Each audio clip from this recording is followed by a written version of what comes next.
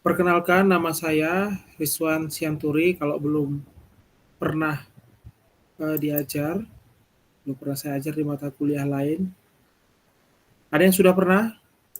Mungkin mengambil mata kuliah yang saya ampu.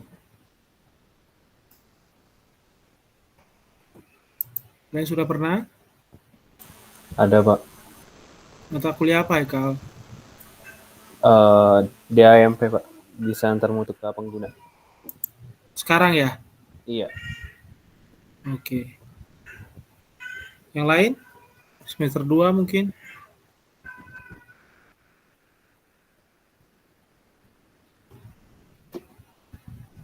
Baru semua ya? Atau baru satu?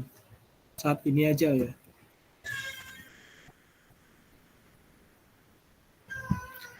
Nah, kali ini saya mengampu mata kuliah analisa data penelitian kuantitatif. Nah, mungkin bisa sedikit cerita sharing data penelitian kuantitatif itu seperti apa?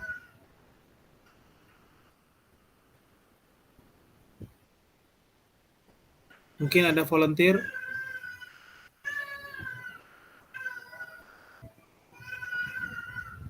Data penelitian kuantitatif.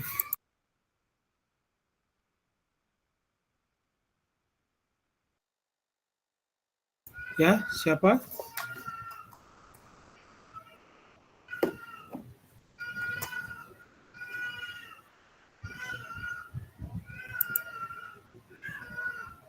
Nikita mungkin?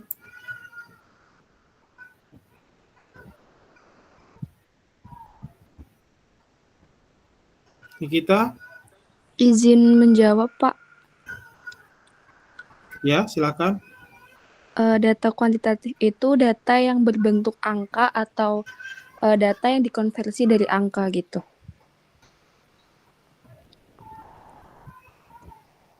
Data berbentuk angka atau? Atau data yang dapat dianalisis menggunakan metode atau teknik statistik. Ya, jadi datanya berbentuk angka. Ya, biasanya. Nah, sekarang di era machine learning sekarang ya, bahkan data yang kualitatif pun, misalnya teks, dapat diubah menjadi angka. Misalnya dalam menjadi bentuk vektor. Sehingga terkenal vektor database gitu ya.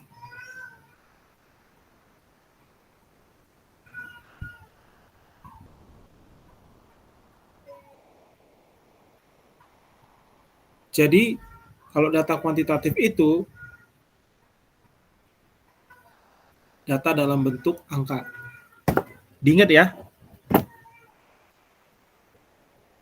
Mungkin ada dalam bentuk teks. Nah, teks diubah dulu jadi angka.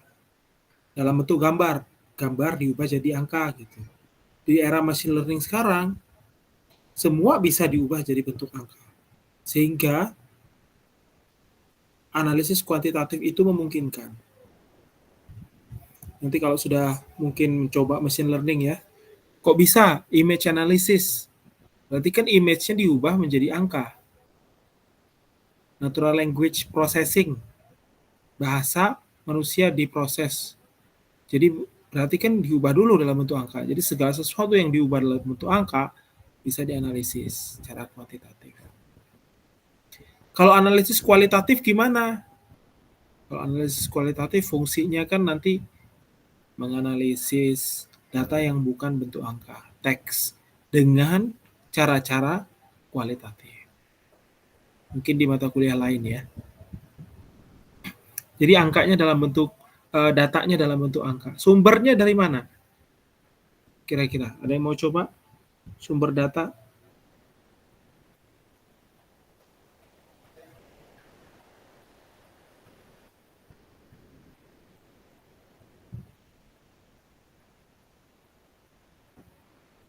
Silakan. Farel mungkin.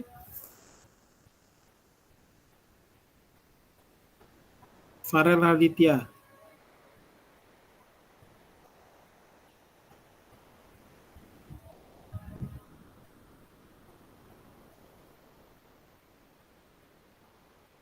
Farel aktif nggak?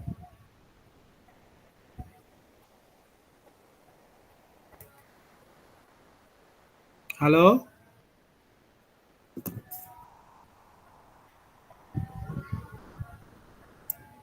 Farel coba aktifkan kameranya ya.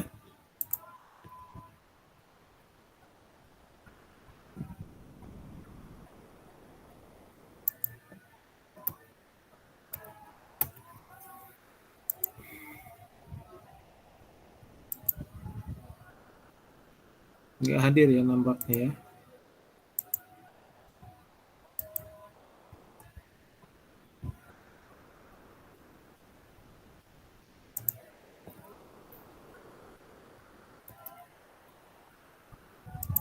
Oke, kita ke mahasiswa yang lain. Valentino. Hadir, Pak. Nah, sumber data penelitian kuantitatif ini dari mana aja?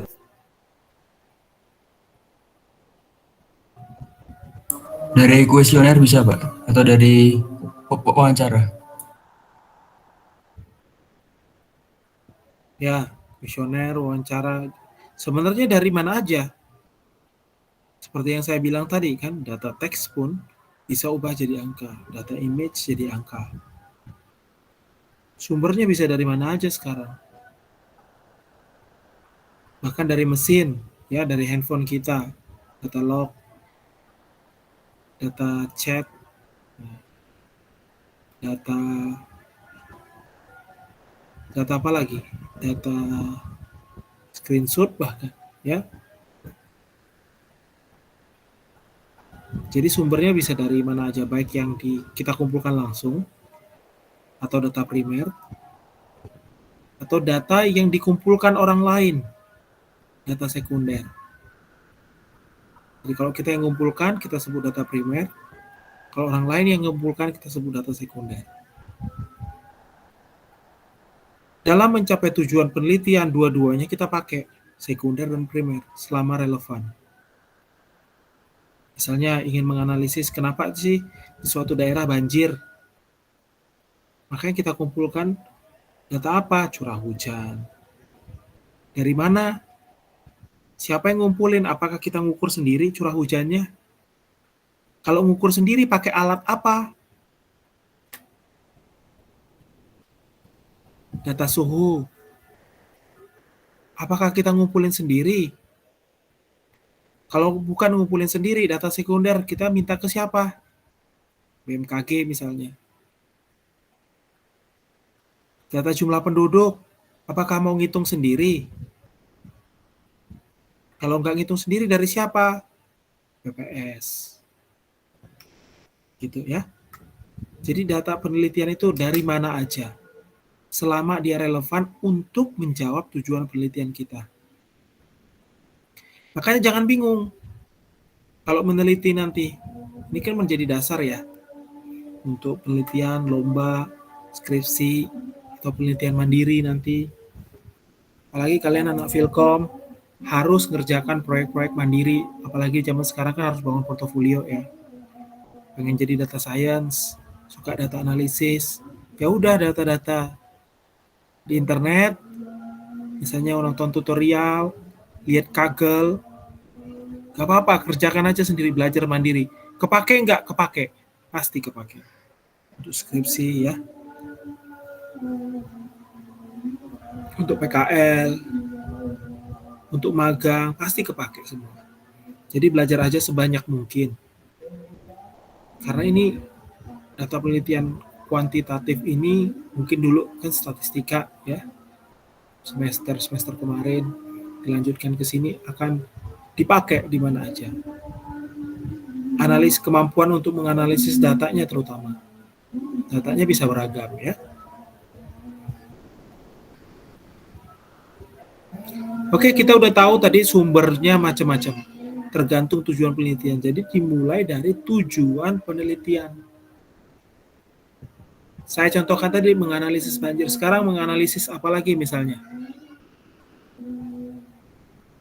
Misalnya menganalisis preferensi pengguna.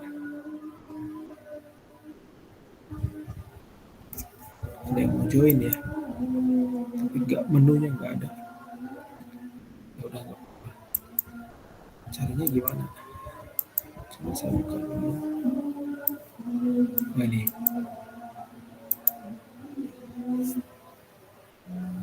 Misalnya untuk menganalisis apakah user suka dengan UI kita. Misalnya user interface mobile app kita, suka nggak user? Nah, kan macam-macam tuh. Bisa pakai kuesioner, wawancara langsung, heat map. Itu aja udah 3 cara.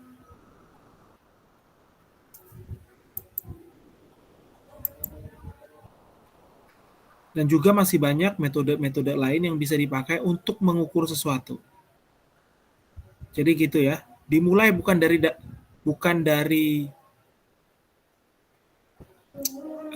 sebenarnya ya, bukan dari saya pengen kuesioner, saya pengen wawancara, bukan gitu. Tujuan penelitiannya apa? Baru kita cari datanya. Bisa kuantitatif, bisa kualitatif. Mungkin kalau S1 bisa milih salah satu. Tapi pada kenyataannya kalau sudah kerja, dua-duanya, kuantitatif dan kualitatif bersama-sama, datanya dikumpulkan. Pakai wawancara, pakai kuesioner. Memang fokus mata kuliah ini di kuantitatif aja. Gitu ya. Fokus kita ke data angka aja. Saya lanjut. Nah, ini outline pertemuan kali ini, tahapan penelitian kuantitatif, pengenalan analisa data, metode penelitian kuantitatif, teknik statistik, contoh kasus, diskusi, tanya jawab. Saya coba selesaikan dalam 1 jam ya, atau lebih sedikit. Sekarang tahapan penelitian kuantitatif. Pertama, identifikasi dan perumusan masalah. Saya sudah bilang tadi. Mungkin kalau kalian baru mulai, pengen neliti tentang apa sih? Gitu. Banjir, Pak, misalnya ya. Saya ambil contoh yang gampang dibayangkan. Nah, topik banjir itu masih luas. Kenapa masih luas? Tergantung dari perspektif mana.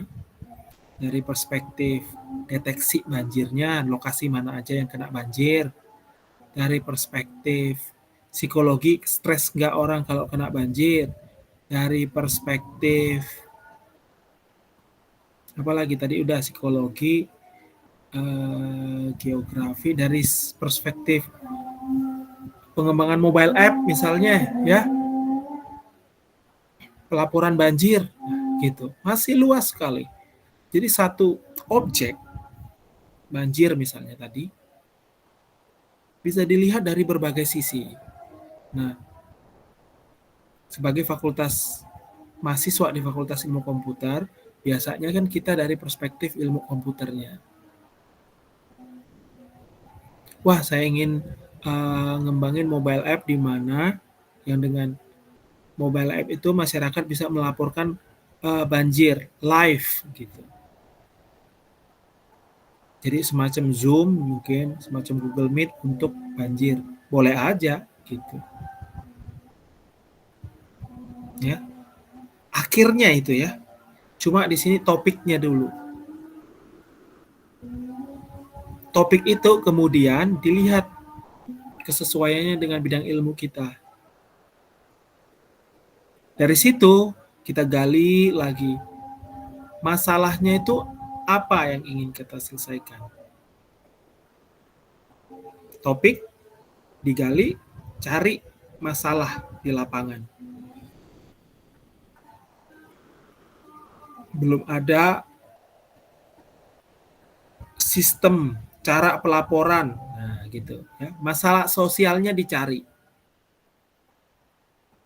Masalah sosial tidak sama dengan masalah penelitian. Di sini kan analisa data penelitian kuantitatif, ada kata penelitian. Jadi masalah sosial tidak sama dengan masalah penelitian. Bedakan masalah UI UX dengan masalah sosial beda. Namanya juga judulnya udah beda. Gitu ya. Masalah pengembangan mobile dengan masalah pengembangan web beda gitu. Jadi udah beda-beda ya beda. Nah, kebetulan di sini dari topik dikerucutkan ke rumusan masalah. Ada banyak masalah di dunia ini. Masalah sosial. Ya, kenapa orang kebanjiran? Apa hubungannya sama kemiskinan?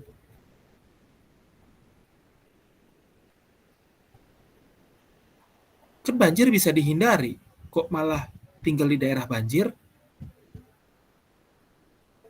Misalnya yang banjir itu dekat pinggiran sungai, kok nggak pindah aja? Dari dulu sampai sekarang mau aja kena banjir. Nah, di situ ya kita berpikir kritis. Masalah sosial ini belum masalah penelitian. Nah, sekarang kalau udah kayak gitu mau gimana? Analisis ke masyarakatnya kah? Analisis kebijakannya kah? Kenapa mereka nggak pindah? Dikerucutkan lagi gitu ya. Mulainya tadi apa banjir? Ternyata ada banyak yang bersinggungan dengan itu kalau kita gali terus. Selanjutnya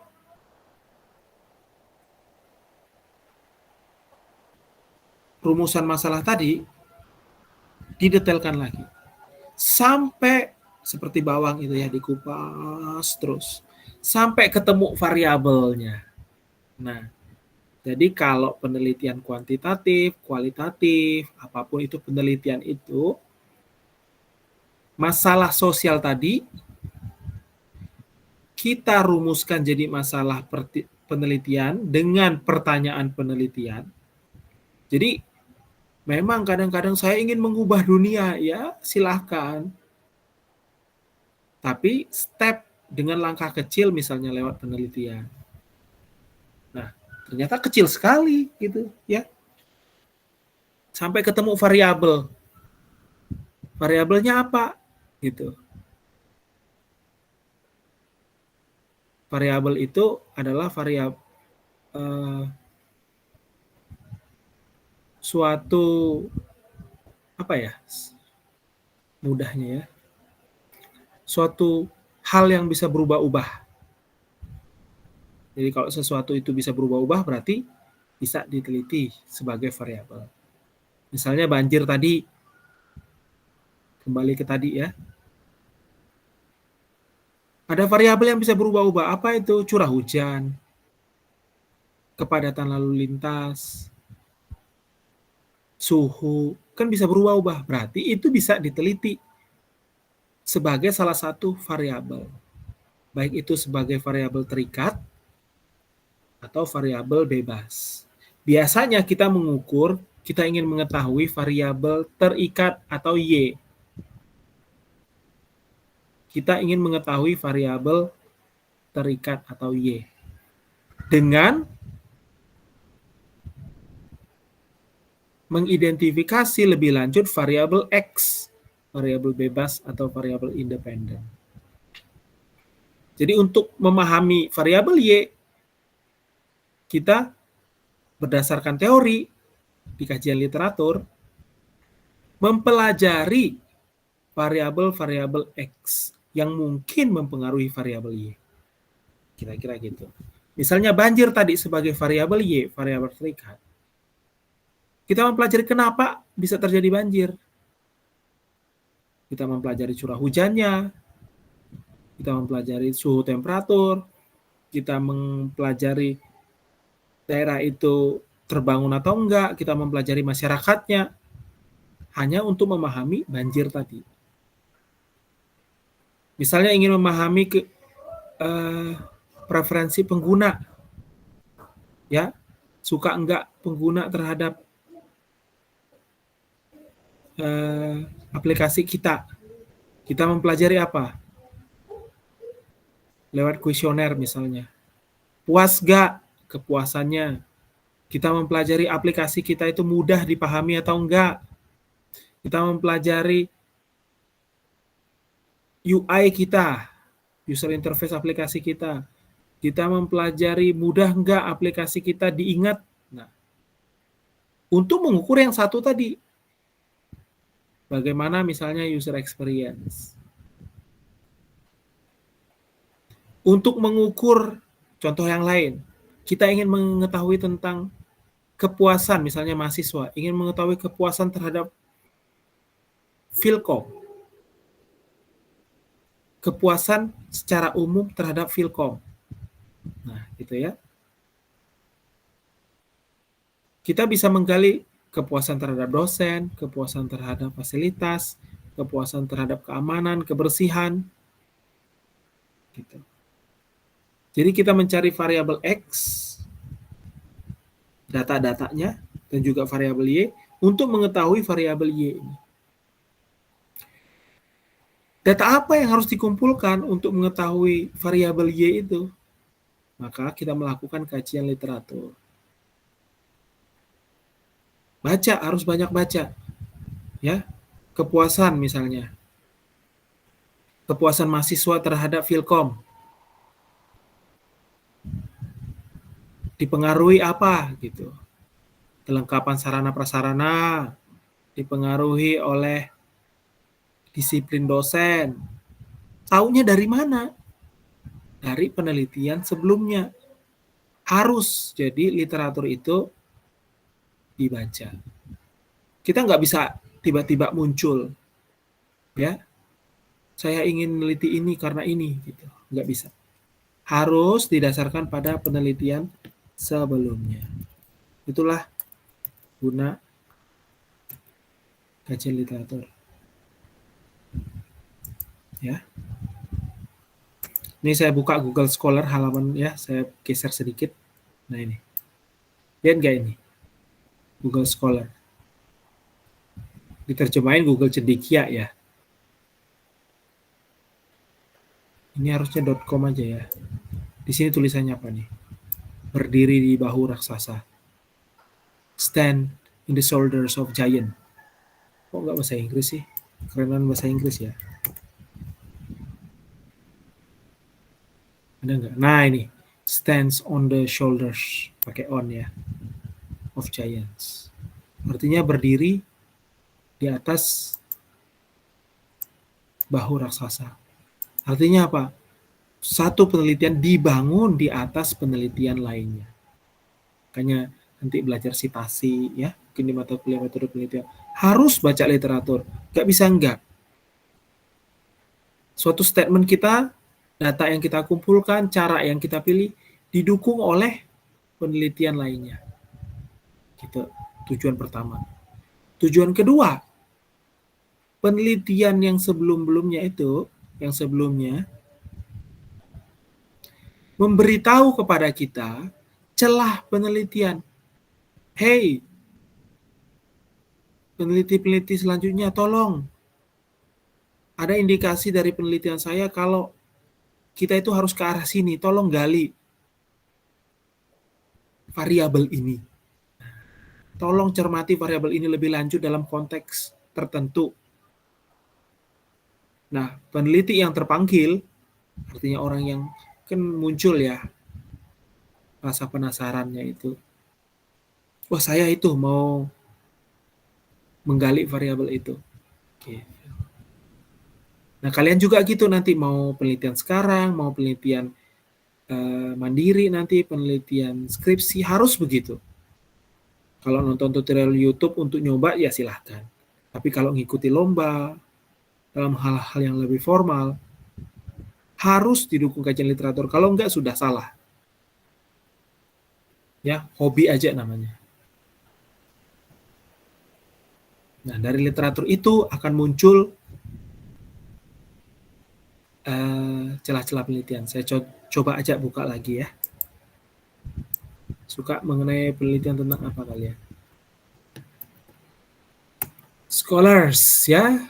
Kita coba cari tentang information system aja ya, random.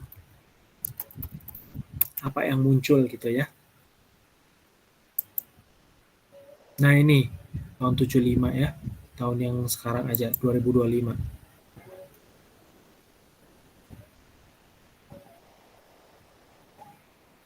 Nah ini ya, 2025 Willy. Nah ini aja, Willy ya. Marketing, sama-sama baru lihat ya. Marketing information system based on supervised visual data to manage transportation industry so using signal processing. Aduh, sulit ya mungkin sulit untuk semua ya. Cari yang gampang aja ya. Buku yang satisfaction, nah gitu aja ya, kepuasan, pakai yang susah-susah, 2025 gitu. Nurse perspektif, nah ini gampang ya, perspektif perawat, evaluating importance and satisfaction with hospital patient infotainment in terminal. Nah gampang nih kayaknya ya. Perspektif perawat mengevaluasi pentingnya dan puasnya kepuasan terhadap terminal, entah itu layar ya, entah apapun itu, infotainment untuk pasien di hospital. Ada ya terminal infotainment ya. Infotainment itu apa? Informasi dan entertainment. Nah, perlu didefinisikan semua ya. Kalau untuk penelitian semuanya didefinisikan. Kita buka ya, karena ini kan Elsevier, salah satu publisher. Apa yang disebut stands on the shoulders of giant? Coba dilihat di sini. Muncul references-nya. Banyak sekali loh ini ke bawah. Kalau mengakses saya harus pakai VPN Brawijaya ya, karena saya dari rumah. Perhatikan di sini. Ini penelitian-penelitian yang disitasi oleh Bapak atau Ibu ini. Nggak tahu ya, harus cek namanya ya. Bapak atau Ibu ini ya. Tuh, udah. Your organization sign in to access ya. UB berlangganan ini bisa akses tapi nggak usah. Harus buka VPN ya. Nah ini perhatikan. Referensinya ada 27. Lebih banyak, kalau relevan lebih bagus. Oke.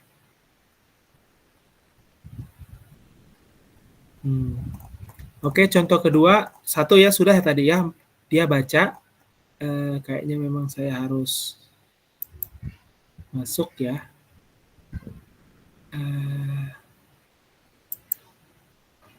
Nggak bisa, saya harus masuk via VPN, cuma nggak tahu apakah akan mental ya, karena saya sudah nyambung. Nggak apa-apa, kita cari yang lain ya. Satu contohnya sudah ada tadi, yang ada PDF-nya aja ya. Ini ada PDF-nya kalau kayak gini, bisa langsung buka gitu. Aduh, tugas akhir ya, jangan. Mail, ya ini ada citasi ya. Mungkin open source sehingga dibuka, nggak apa-apa kita buka. Nah yang kedua yang ingin saya ceritakan adalah biasanya dia memberitahu celah informasi penelitian selanjutnya. Nah, yang itu yang kita lihat di bagian-bagian akhir. Nah, ini ya, jurnal apapun. Kalau yang bagus, dia akan kasih tahu langsung aja nih. Kita lihat lagi-lagi dia banyak citasi. Nih. In light of finding that service user satisfaction is very satisfactory level, recommendation for additional research. Nah gitu. Kalimatnya bebas kayak gimana, tapi dia rekomendasikan ini ya. Saya nggak suka ininya secara format tapi nggak apa-apa. Could include mapping other service attribute not covered in the study and measuring satisfaction. Tolong dong atribut lain dan layanan yang tidak dibahas di penelitian ini digali lagi. Dan ukur kepuasan menggunakan teknik lain, misalnya kuesioner American Customer Satisfaction Index. Lebih bagus lagi kalau dia kasih alasan kenapa begitu. Ya, gitu. Nah, itu ya, stand in the shoulders of giants. Ini orang Indonesia.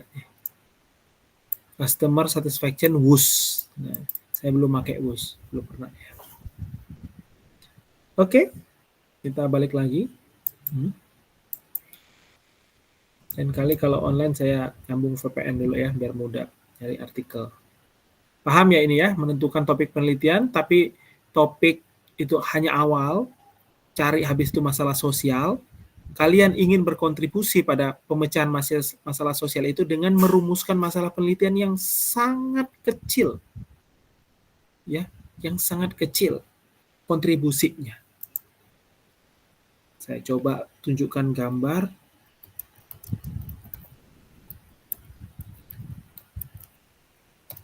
Untuk menunjukkan maksud saya. Nah, ini pas ketemu ya. Bentar saya loading dulu di screen satunya.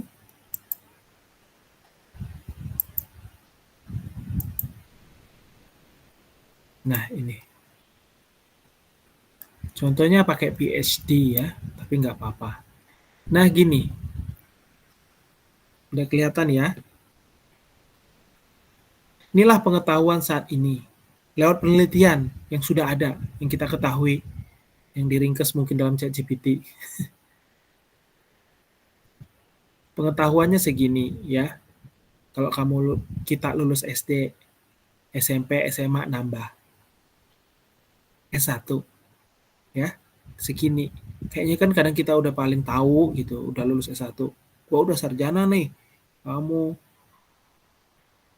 lulus sarjana aja belum? Kadang gaya. Udah master. Ya. Nah, ini kamu baca paper. Ya. Baca paper banyak. Jadi mungkin satu bidang tertentu, banyak latihan sendiri, praktek mandiri. Habis itu kita akan sampai ujungnya.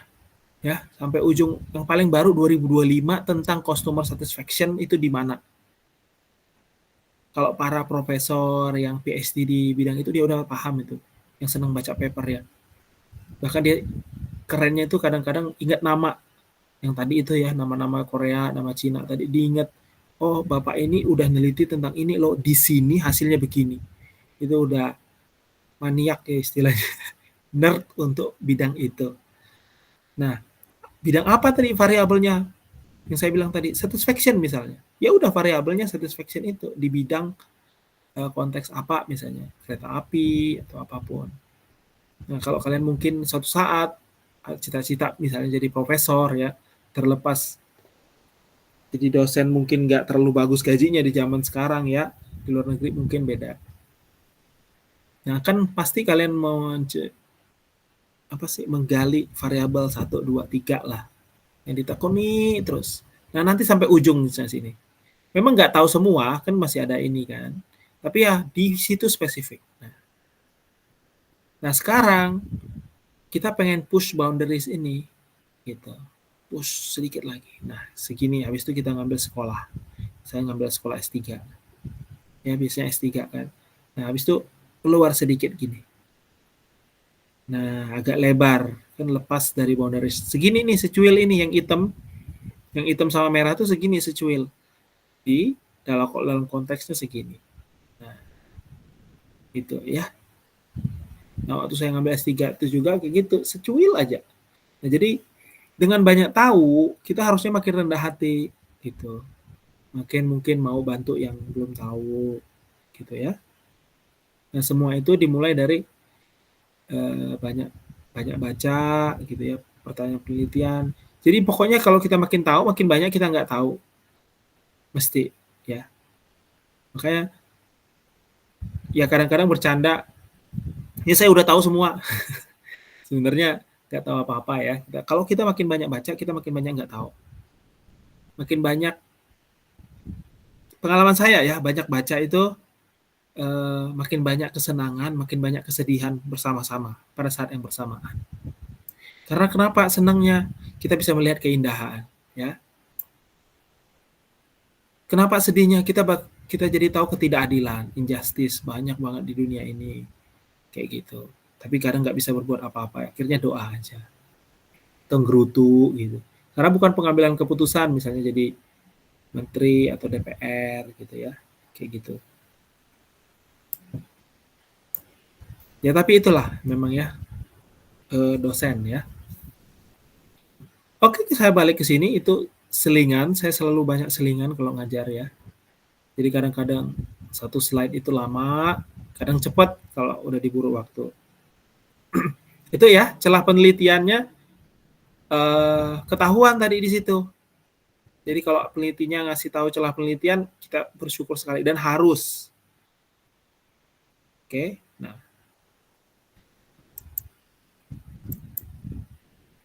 nah kemudian setelah banyak baca tadi, kita rumuskan hipotesis dan rumusan masalah penelitian. Jadi prosesnya itu bolehlah kita ikuti ya cara ini, tapi sebenarnya iteratif juga. Prosesnya itu kadang maju, mundur gitu. Pokoknya harus banyak baca. Berdasarkan kajian literatur, peneliti merumuskan hipotesis jika penelitian bersifat eksplanatori atau pertanyaan penelitian yang akan diuji secara empiris. Jadi yang dijawab di penelitian dengan data-data baik kuantitatif kualitatif adalah pertanyaan itu. Jawab satu pertanyaan aja. Kadang untuk menjawab pertanyaan itu bisa 4 tahun, 5 tahun. Misalnya saya untuk jawab satu pertanyaan penelitian kemarin, waktu pertama kali S3 itu 3,5 tahun. Ya 3,5 tahun itu saya harus sabar gitu. Sabarnya nggak mudah ya. Tapi sekali dapat bisa disimpulkan jadi ya cukup puas ya, berkesan sampai sekarang. Tapi kalau anak S1 karena skripsi itu 1 semester kan 6 bulan, tapi realitas kan 4 bulan kan. Kalau belajar 16 pertemuan kan 4 bulan. Lama-lamanya sampai 5 bulan. Ya penelitiannya dibuat satu pertanyaan yang kira-kira bisa dijawab 3 bulan lah. Misalnya sebulannya untuk nulis gitu. Ya. Nanti kalau skripsi kayak gitu mikirnya realistis, bukan saya skripsi 1 semester 6 bulan, bukan 3 bulan.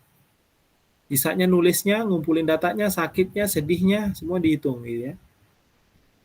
Pulang ke rumahnya, liburnya, mainnya, ke kafenya, semua dihitung.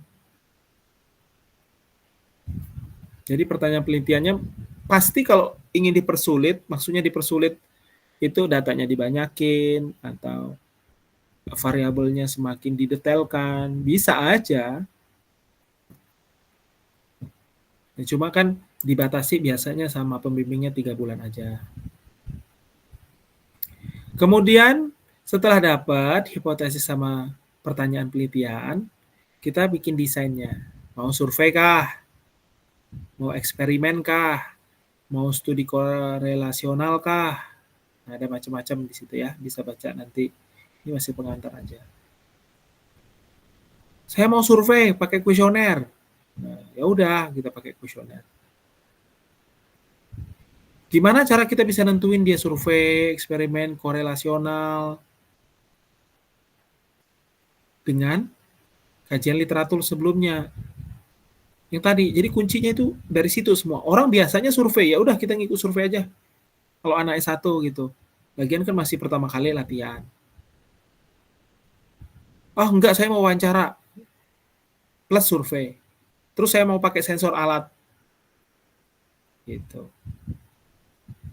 Misalnya, saya mau pakai kamera, saya nggak percaya banjir tadi. Mesti ada yang ngerobohin tanggulnya. Saya nggak percaya ada kebakaran di musim kemarau. Pasti ada yang ngebakar. Boleh dong. Gitu ya. Pikirnya bisa bebas banget ya, liar gitu.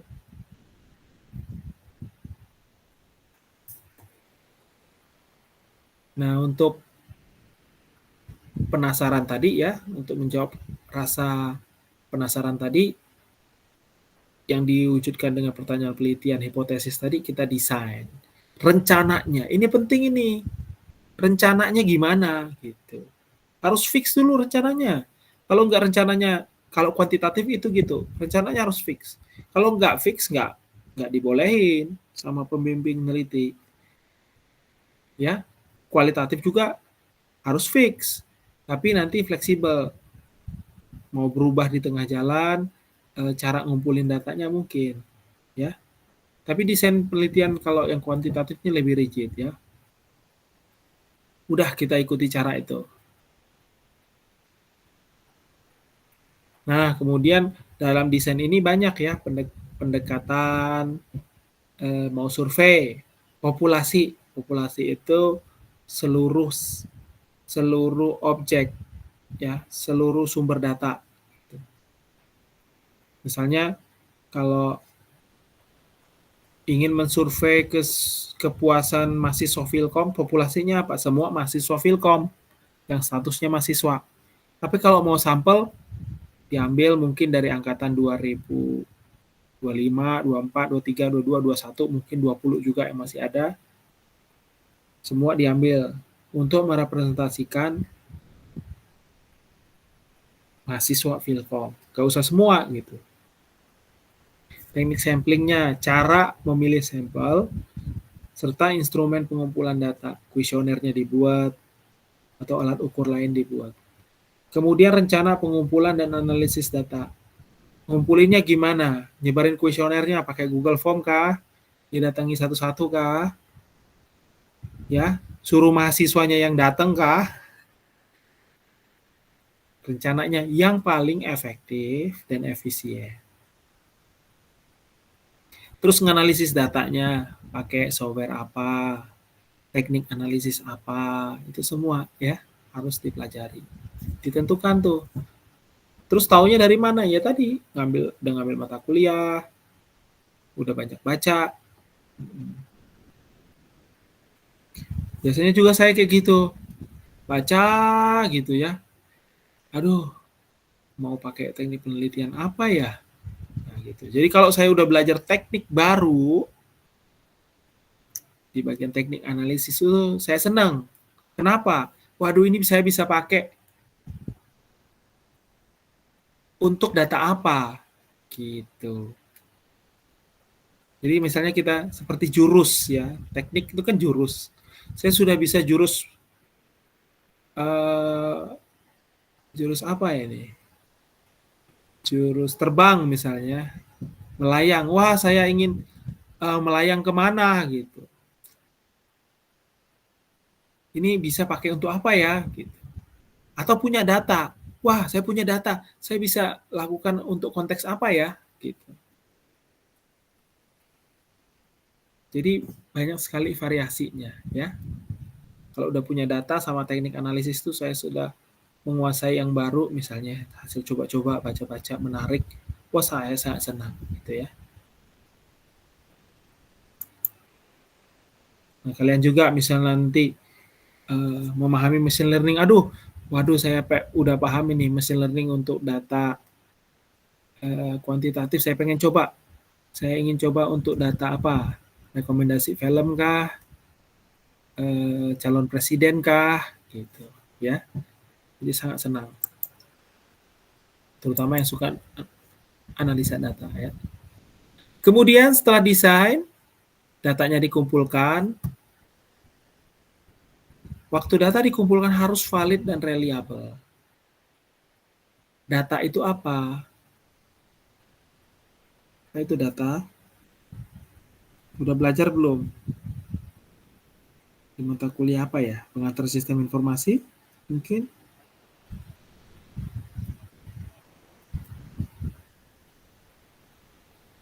Mau coba ideal? Apa itu data?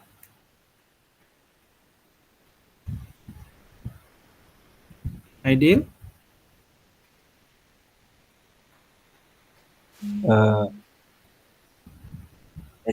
Data itu adalah kumpulan informasi yang bisa berupa angka, teks ataupun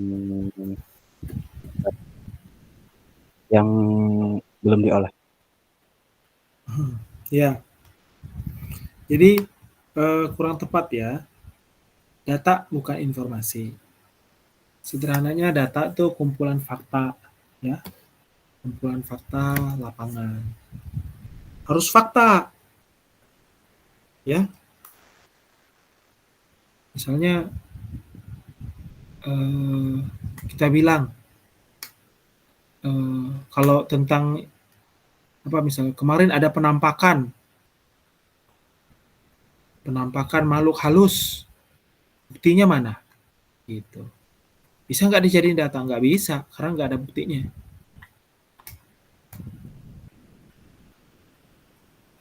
Ya, atau ingin menguji, kalau mau dianggap fakta kita uji, bener nggak itu?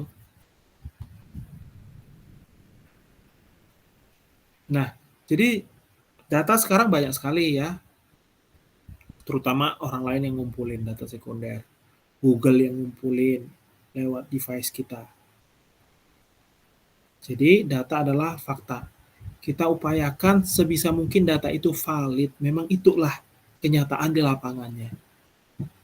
Harus. Walaupun sebagus apapun desain penelitian kita, pertanyaan penelitian kita sangat spesifik, kalau yang kita kumpulin adalah sampah, ya. Ini bukan ngomong kasar ya, memang itu istilahnya. Garbage in, garbage out. Sampah yang masuk ya sampah yang keluar gitu. Istilahnya LO, low output. Garbage in, garbage out, low output. Jadi nggak boleh ya, datanya kalau udah nggak valid, bahkan makanya kelemahannya kalau data sekunder yang dikumpulin orang lain, seberapa yakin kita menggunakan data itu.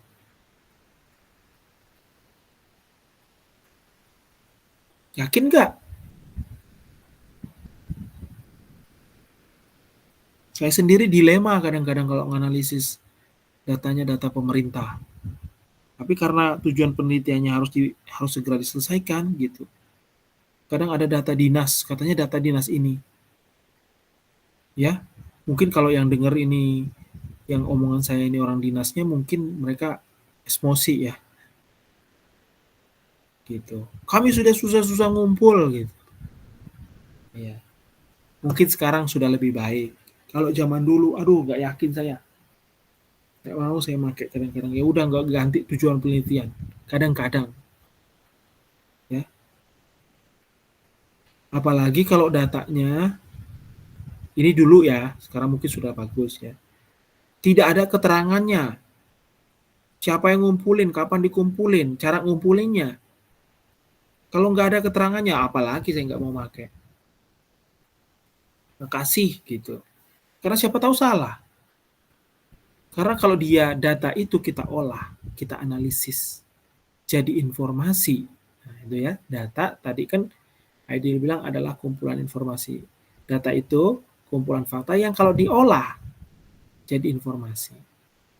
Informasi bagi siapa? Bagi yang membutuhkan. Jadi informasi itu harus ada usernya. Gitu ya. Ada konteksnya. Bagi kita mungkin itu informasi, bagi orang lain bukan informasi gitu. Informasi kan bisa bantu ngambil keputusan. Ya. Bagi orang lain ya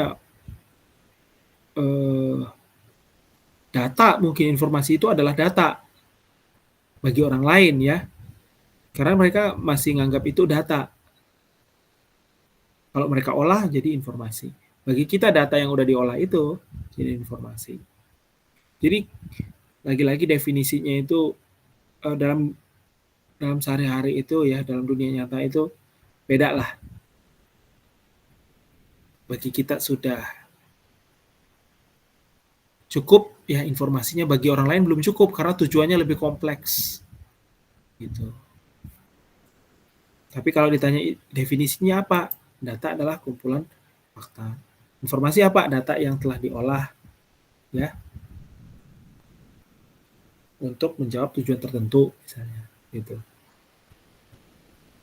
Tujuannya semuanya itu untuk membantu pengambilan keputusan. Oke, kemudian di situ kalau dilihat ada kata reliable. Jadi reliable itu sama ya, kalau biasanya untuk data-data kuesioner ya, reliable enggak? Misalnya kita tanya pertanyaan yang sama ke orang A, ke orang B, ke orang C. Jawabannya itu kalau dikumpulin relatif sama enggak gitu. Kalau berubah-ubah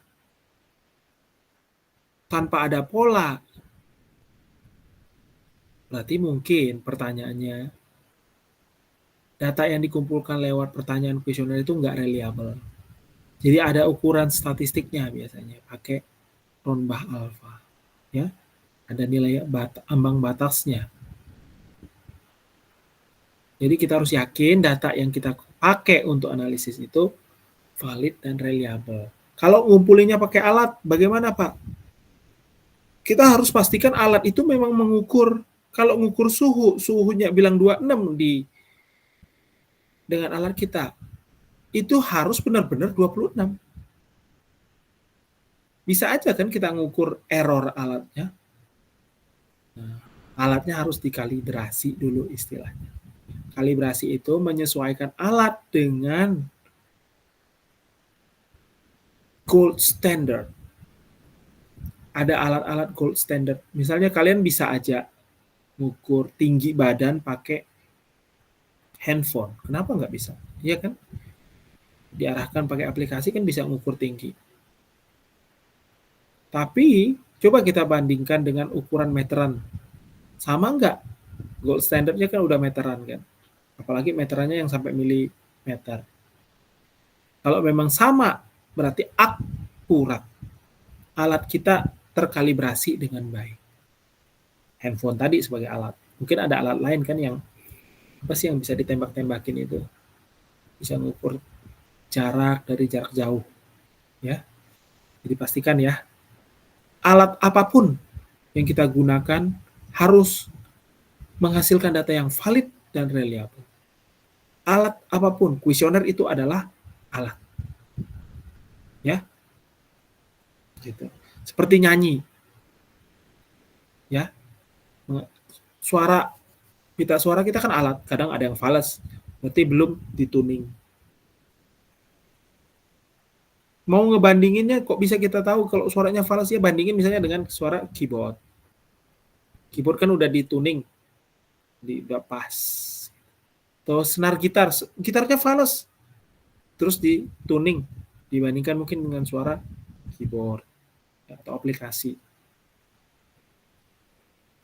Bayangkan aja main musik pakai gitar fals, gimana ceritanya? Kemana-mana kan? Karena inputnya aja garbage misalnya gitu, outputnya ya low gitu. Analoginya gitu ya. Jadi sangat penting kita pakai data, fakta, tapi gimana mau ngasilin fakta kalau alatnya yang kita dasarkan untuk ngumpulin fakta tadi masih error. Gitu. Kasarnya gitu ya. Nah, setelah dapat kita nganalisis data. Nah, ini bagian yang susah-susah gampang. Karena data yang kita kumpulkan sendiri itu nggak semudah, nggak seindah tutorial YouTube. Data yang di tutorial YouTube, kadang-kadang datanya itu udah bersih. Udah tinggal pakai. Data yang di Kaggle kadang-kadang bersih, tapi bagus juga ada data yang raw. Harus dibersihkan dulu, di cleansing, di cleaning. Jadi bersyukurlah kalau punya data udah bersih. Udah enak tinggal nganalisis. Karena bersihin data, ngumpulin data udah susah, ngebersihin data lebih bingung kadang-kadang. Ya. Saya tuh misalnya nganalisis teks. Teksnya itu kalau dikumpulin dari Twitter, dari sosmed, apalagi anak sekarang ya, K itu apa? Oke maksudnya, ya kan? WK. Nah apa itu? Ngebersihin itu susah itu. Jadi kalau datanya udah bersih, udah akurat, valid, udah seneng. Ya itu tinggal ngebut, ya. Software kan udah banyak, coding juga tinggal minta bantu AI. Tapi kalau datanya masih, itu stres ya, minta ampun. Banyak waktu dihabiskan untuk membersihkan data itu. Memastikan data kita itu valid, reliable. Karena itu kunci ya, kalau dari situ aja udah nggak pas, ya susah. Tapi kadang-kadang kita lamanya di pertanyaan penelitian.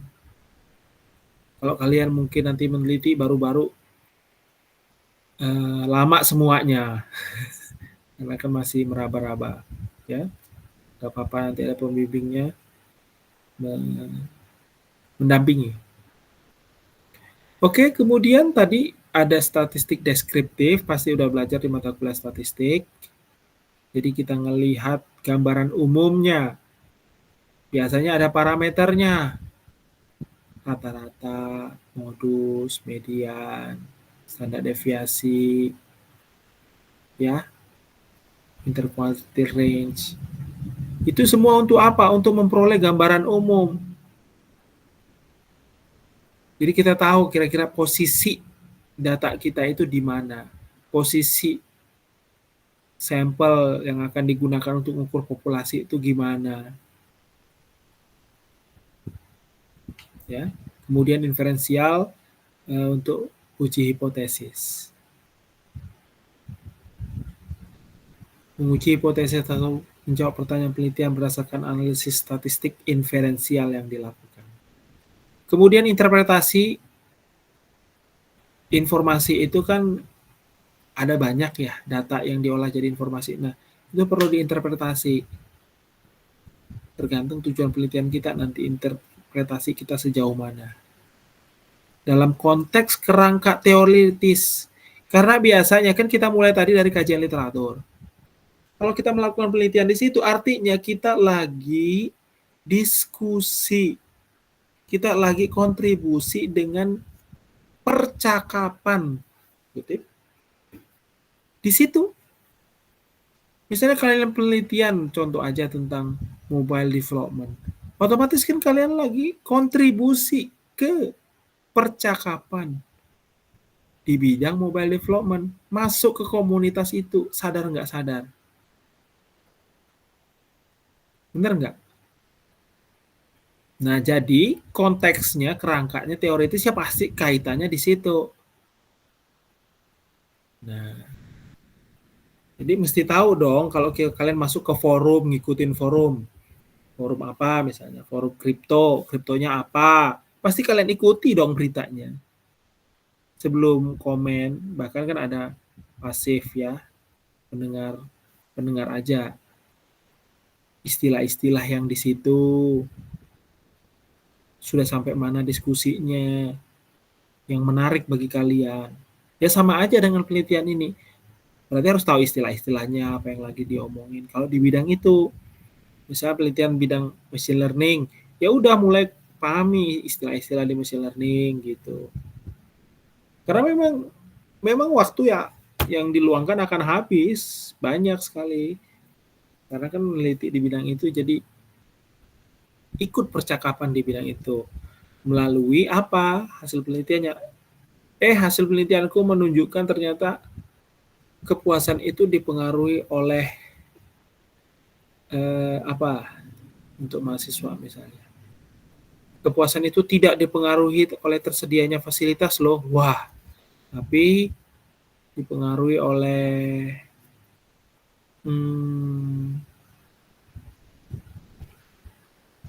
apa ya misalnya kepuasan terhadap Filkop misalnya ya, hasil yang unik tidak dipengaruhi oleh adanya fasilitas, tapi dorongan dosen terhadap lebih ke faktor psikologi, dorongan dosen terhadap pencapaian tujuan mahasiswa, motivasi dari dosen lebih ke situ gitu. Karena penjelasannya apa? Masuk ke bidang misalnya ini pendidikan ya, masuknya ke jurnal pendidikan. Karena mungkin kepuasan dari fasilitas itu hanya jangka pendek. Tapi kalau ke dukungan mental tuh lebih membekas. Kan menarik tuh penjelasannya. Karena lebih pengalaman yang apa ya, antar manusia, kira-kira gitu.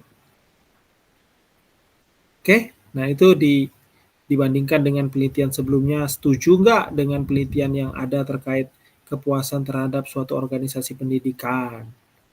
Atau tidak setuju? Ya. Tapi yang jelas hasil penelitian tadi udah menambah pengetahuan, udah kalau dia belum ada ya, dia nembus yang kecil tadi. Nah, wah menarik ya ternyata di kasus Indonesia, mahasiswa S1 di Indonesia khususnya ilmu komputer ya, menarik ya, nah gitu kan. Oke, ini pengenalan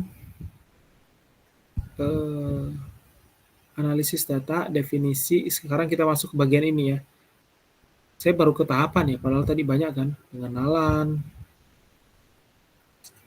Nggak apa-apa ya, 15 menit lagi ya. Sampai menit 15. Habis itu kita stop.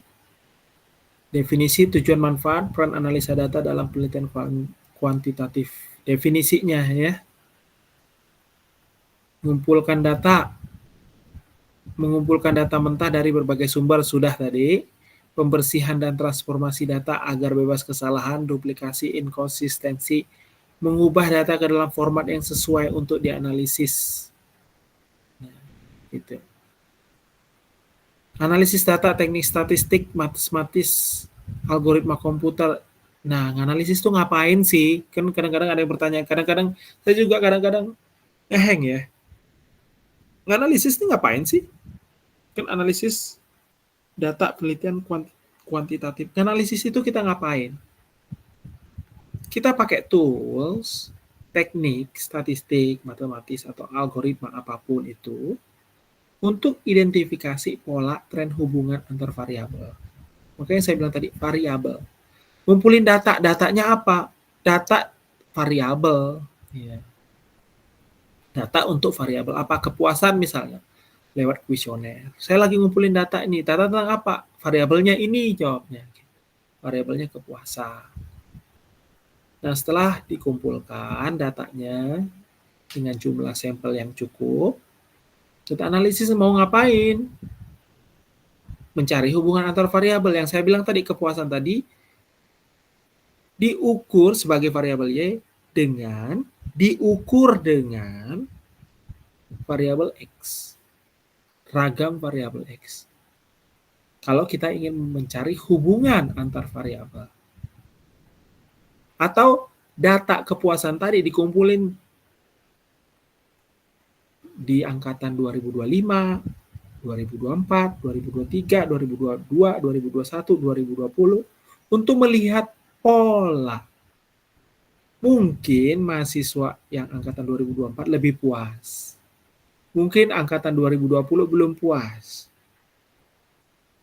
Karena dia belum lulus-lulus misalnya. Pola. Mungkin tren. Misalnya 2024, mahasiswa angkatan 2024, dikumpulin Januari, Februari, Maret, April, Mei, sampai Desember. Ternyata mereka puas di bulan apa? Ternyata bulan Januari ke libur ya. Maret, April, Mei, Juni. Paling puas mereka mungkin di bulan Juni. Karena udah keluar hasilnya. Itu kita melihat tren. Di bulan-bulan yang belum puas misalnya, kita kasih intervensi.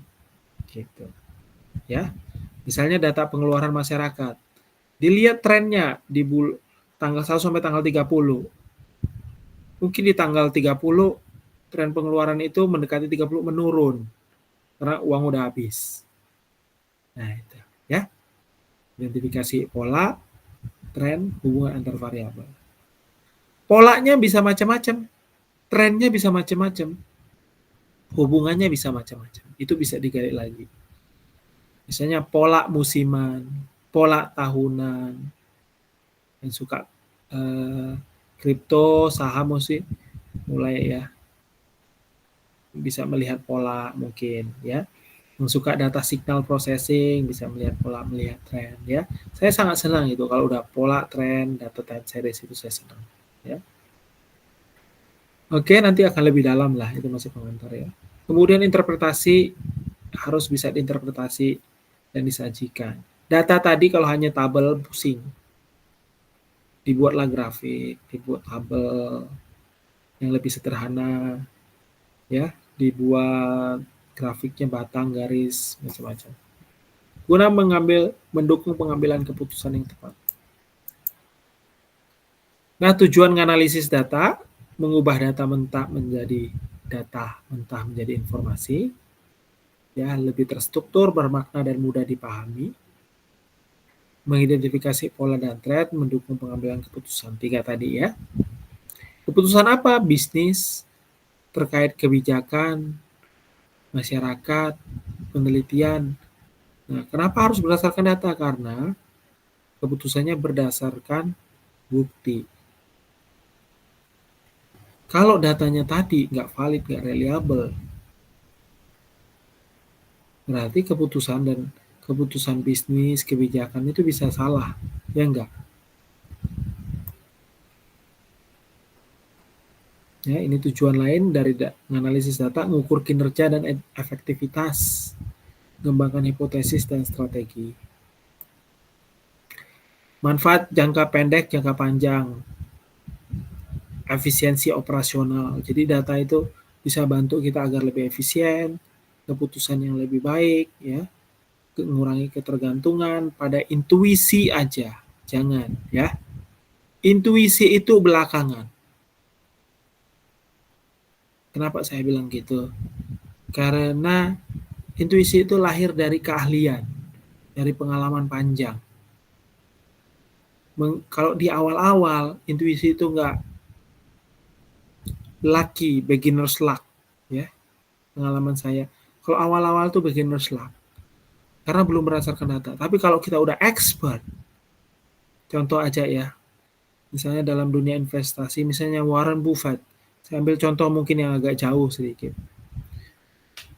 Dia sudah bisa kita sebut memiliki intuisi, karena dia udah melihat data yang banyak sepanjang hidupnya. Ini bisa, ini nggak bisa. Karena udah berdasarkan data, karena memang itu bidang dia, intuisi itu udah lahir. Tapi kalau baru awal-awal kayak kita misalnya, itu beginner's luck, ya, keberuntungan pemula. Jadi apalagi di dunia yang dinamis sekarang, era disrupsi ini, kalau nggak berdasarkan data, asal tebak-tebakan, bisa aja keberuntungan itu habis, ya. Kayak saya bilang, intuisi itu lahir belakangan. Oke, optimasi sumber daya, inovasi, pengembangan, ya, manfaat dari analisis data.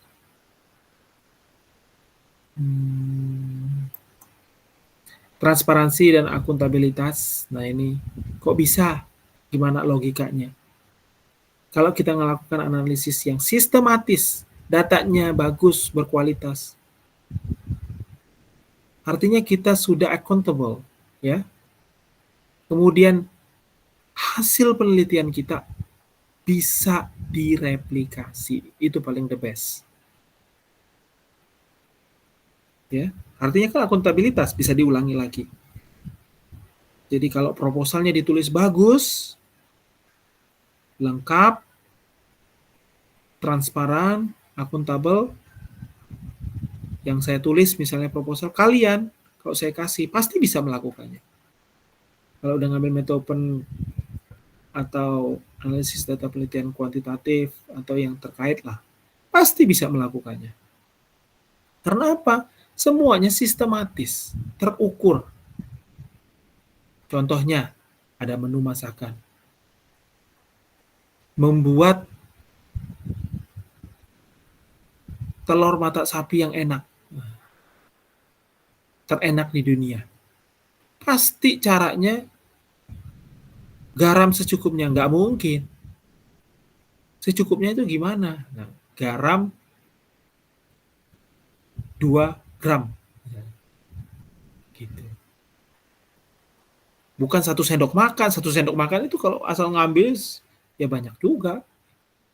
Jadi pasti terukur caranya. Panaskan wajan hingga suhu. Kayak gitu. Semuanya ada ukurannya.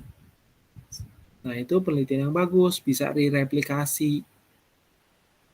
Ya, gunakan panci merek ini, keluaran tahun ini.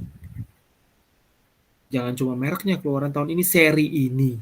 Sampai segitunya. Ya, kalau penelitian itu.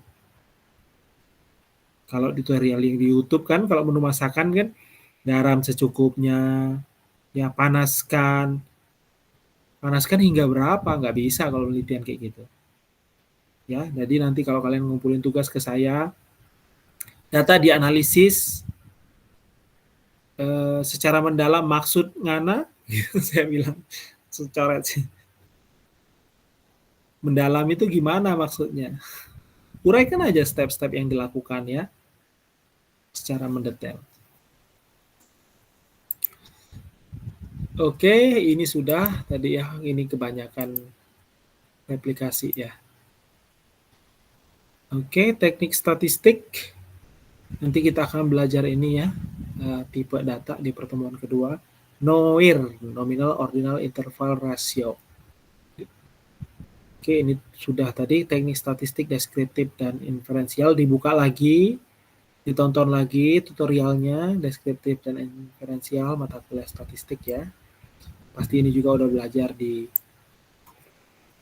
statistik. Ini ukuran statistik deskriptif, sudah belajar. Kecenderungan sentral, penyebaran, visualisasi data. Ini statistik inferensi, ada uji beda, uji regresi, korelasi, yang ada interval kepercayaan. Misalnya kita yakin 95%, berarti ada 5% peluang untuk error. Ya. Analisis multivariat, variabelnya lebih dari satu. Ya. Ada analisis faktor, diskriminan, cluster. Ini ada juga semua ya. Nanti saya lihat di RPS-nya. Nah, contoh kasus untuk menutup ya.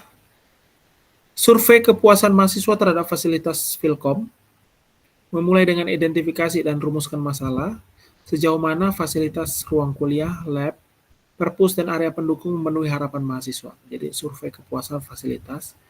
Kemudian lakukan kajian literatur. Rumuskan hipotesis bahwa kualitas fasilitas berpengaruh terhadap kepuasan mahasiswa. Ya. Jadi memang kayaknya kita udah tahu bahwa keberadaan ruang kuliah, laboratorium, perpustakaan itu by intuisi itu sudah tahu, tapi tetap harus didukung literatur. Karena bisa aja intuisi kita salah atau nggak lengkap. Cara pandang kita mungkin masih belum pas. Tetap kita harus baca. Ya. Kemudian rancangan desain penelitian pakai survei, kuesioner, disusun secara sistematis, data mentah dibersihkan setelah dikumpulkan, ini gambaran umum aja, diolah dengan statistik deskriptif dan inferensial untuk mengetahui pola dan hubungan antar variabel. Oke, analisa data mengubah data menjadi informasi sesuai dengan tujuan penelitian, ya. Tapi kita udah pastikan juga data itu valid dan reliable, sehingga hasil yang diperoleh kita bisa yakin dan kita bisa lanjut dengan tahapan analisis data selanjutnya.